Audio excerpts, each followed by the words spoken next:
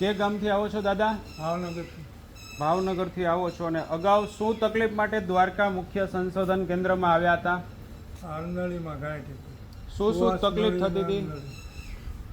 કાંઈ ન અગાય, અટકાઈ જાય બધું. બરાબર.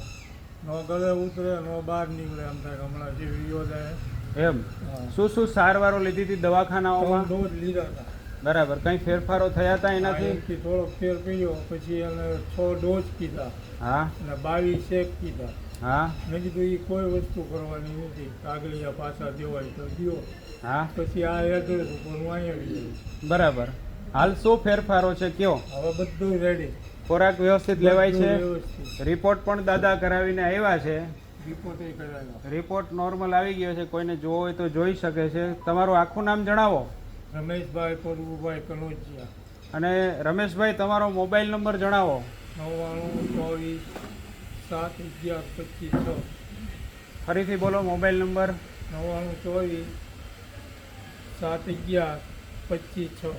બરાબર. કે કોઈ આવી તકલીફવાળા દર્દીઓ હોય તો તમારી પાસેથી પણ અમારો અભિપ્રાય મેળવે તો જેમ તમને રિઝલ્ટ મળ્યું છે એમ બીજા લોકોને પણ રિઝલ્ટ મળે તમારા વિડીયોના માધ્યમથી. બરાબર. તો એક લોકોને સાચી દિશા મળે. જય દ્વારકાધીશ. જય જય.